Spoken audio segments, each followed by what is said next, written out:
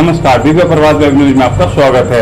यूँ तो हम सभी जानते हैं कि आंखें हमारे शरीर का कितना महत्वपूर्ण अंग है और यदि आंखों को दिखाई देना ही बंद हो जाए तो हमें अपने जीवन में किस तरह की कठिनाइयों का सामना करना पड़ सकता है। इसी बात को लेकर हम मेड ऑप्टिकल एसोसिएशन के अध्यक्ष करण खन्ना जी से बात करेंगे कि उन्हें और उनके पेशेंट को किस तरह की परेशानियों का सामना इस कोरोना काल में करना पड़ा है। आइए देखते हैं हमारे संवाददाता अरुण शर्मा की खास रिपोर्ट। आपके व्यापार को प्रशासन द्वारा किसी प्रकार की मदद की संभावना है, क्योंकि आपका व्यवसाय मेडिकल फील्ड से जुड़ा है।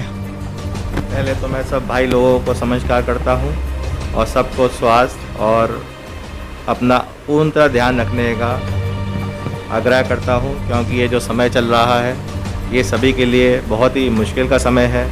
चाहे व्यापार कोई सा भी हो, चश्मे का हो या कोई और हो, इस बात में तो सभी को पता है कि इस वक्त सभी परेशानी में हैं। प्रशासन हमने बहुत कोशिश करी, हम चाहते भी हुए भी हमारा एक दूसरे का साथ नहीं दे पा रहे हैं। हम अपने कस्टमर्स को, जो चाहे बूढ़ा हो, जवान हो, चाहे बच्चा हो, चश्मा एक ऐसी आवश्यक वस्तु है जो हर किसी को हर उम्र में किसी भी समय पे लग सकता है, और जिसे लग जाता है उसकी परेशानी वो ही जान सकता है। चश्मा ये नहीं कि सिर्फ ग्राहक को ही लगा होता है, ये तो एडमिनिस्ट्रेशन में जितने लोग हैं वो भी महसूस कर सकते हैं कि एक बार चश्मा अगर टूट जाए तो कितनी समस्या होती है इस बात की। जिसका चश्मा टूटता है वो ही जानता है कि उसे एकदम भागना पड़ता है उस चीज़ के लिए।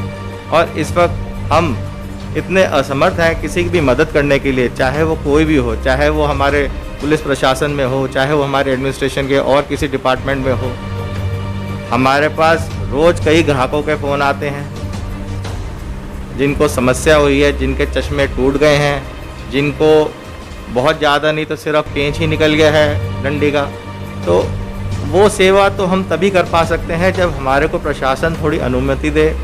हफ्ते में या तो एक दिन नहीं तो 2 दिन किसी तरह कोई चैनल बनाना चाहिए। हम इसके लिए स्पेशली एडीएम सिटी साहब से मिले थे, हमने अपना लेटर भी दिया था मेरठ ऑप्टिकल एसोसिएशन की तरफ से कि हमारे को 1 या 2 दिन की अनुमति दें कुछ घंटों के लिए, कि हम आप लोगों की सबकी सेवा कर सकें, जिसको दिक्कत है, परेशानी है, उनकी दिक्कतें दूर कर सकें। पर उन्होंने आगे डीएम साहब से सलाह करने के बाद हम लोगों को फ़िलहाल इस चीज़ पे रोक लगा दी कि अभी आप अपनी दुकानें नहीं खोल सकते हैं। कुछ चलते समय के हिसाब से, कोरोना की वजह से जिस हिसाब से केसेस बढ़ रहे हैं, हम समझ सकते हैं कि प्रशासन के लिए भी दिक्कत का माहौल तो है ही। और देखते हुए कि उम्मीद करते हैं हम कि ये चीज़ जल्दी सही हो, जिससे हम दोबारा पटरी पे आ सकें, आप लोगों की सेवा कर सकें।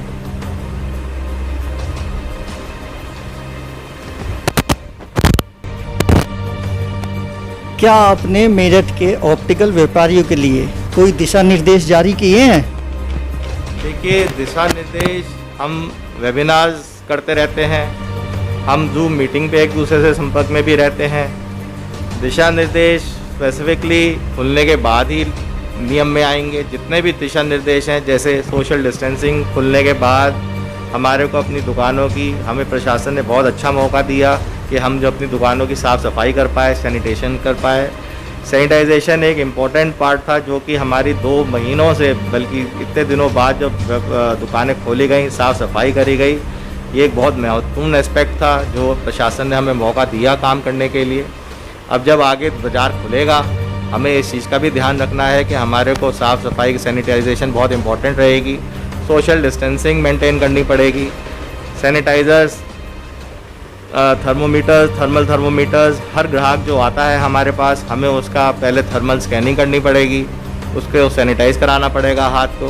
फिर उसका जब हम आँखों की भी जांच करेंगे, हमारे को हर बारी अपने ऑप्टिकल इंस्ट्रूमेंट्स या मशीनें जितनी भी हैं, हमें उनको सैनिटाइज़ करनी पड़ेंगी, जिससे हमारे ग्राहक को भी आगे के लिए कोई दिक्कत ना हो और हम भी सेफ रहें। मेरठ में चलते लॉकडाउन को लेकर ऑप्टिकल ट्रेड को किन किन दिक्कतों का सामना करना पड़ा है? ये मेरठ में ऑप्टिकल ट्रेड में कहिए या किसी भी ट्रेड में कहिए, जैसे लॉकडाउन चल रहा है, इस चीज़ का सभी दुकानदारों को, सभी व्यवसायियों को, सभी दुकान पे जिनके पास जितना भी स्टाफ है, सबको बहुत दिक्कतों का सामना करना पड़ रहा है। हम जैसे भी है एक दूसरे की मदद करते हुए एक दूसरे को जितना सपोर्ट कर पा रहे हैं, बिना दुकान खोले, चाहे वो आर्थिक हो चाहे वो जैसे भी हो, हम एक दूसरे की सपोर्ट कर रहे हैं। जिसकी जैसी होती है वो कोशिश करते हैं कि पूरी की जाए, क्योंकि समस्या सभी के लिए एक जैसी है, चाहे वो हम हों चाहे वो हमारा स्टाफ हो। देखिए, उनका भी बहुत सारे ऐसे लोग हैं जिनकी फैमिली सिर्फ उन्हीं की वजह से चलती है। उनको पूरा अपने घर चलाना है, कोई किराए के मकान में रहता है, कोई अपने मकान में रहता है, खाना पीना सबको चाहिए, उनके भी आगे फैमिलीज़ हैं, बच्चे हैं जिनका उन्हें ध्यान रखना है, हमें भी अपना सारा कुछ। हम इस तरह से एक बहुत बैलेंस्ड तरीके से चीज़ें चलते हुए कर रहे हैं कि जिसकी जो ज़रूरत, जितनी मदद हम एक दूसरे की कर पा रहे हैं और पूरी तरह सपोर्ट कर रहे हैं एक दूसरे को। हमारा तो एक बहुत स्मॉल स्केल इंडस्ट्री है, इसका लाभ अभी तो हम आपको निश्चित नहीं कर सकते। हाँ, ये हो सकता है कि बिजली के बिल हैं जैसे, उसमें कुछ कटौती में हमें शायद फ़ायदा मिल जाए, या जो आप जिन लोगों की किराए की दुकानें हैं उनमें किसी को एक दूसरे से, या जैसे मकान मालिक हो, दुकानदार का दुकान मालिक हो, उससे कुछ अंडरस्टैंडिंग से उसको कुछ फ़ायदा हो, कुछ अंडरस्टैंडिंग की वजह से कुछ वो किराया कम कर दे या ना ले। जैसे कि सभी को पता है, सभी इस चीज़ से अवगत हैं कि ना किसी की आमदनी हो रही है, ना कोई जरिया है इस वक्त पैसा कमाने का, सभी को परेशानी है। कुछ समय की बात होती तो सारे एक दूसरे को फिर भी सपोर्ट कर पाते, बट ये इतना लंबा पीरियड हो गया है जिसमें सबको परेशानी है, किसी पास कोई आर्थिक तरीके की मदद मिल ही नहीं रही, कोई किसी तरीके का किसी का पैसे का स्रोत है ही नहीं।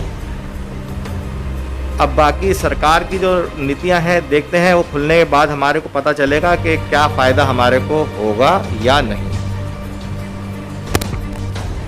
जैसा कि आप देख सकते हैं, हमारी बात अभी अध्यक्ष जी से हुई और अध्यक्ष जी ने हमें बताया कि ऑप्टिकल व्यवसाय को किन किन दिक्कतों का सामना करना पड़ रहा है। यदि आप मेरठ मुजफ्फरनगर की खबरों से जुड़े रहना चाहते हैं तो हमारे चैनल दिव्य प्रभात मेरठ को सब्सक्राइब करना ना भूलें। तो बने रहिए हमारे साथ और देखते रहिए दिव्य प्रभात।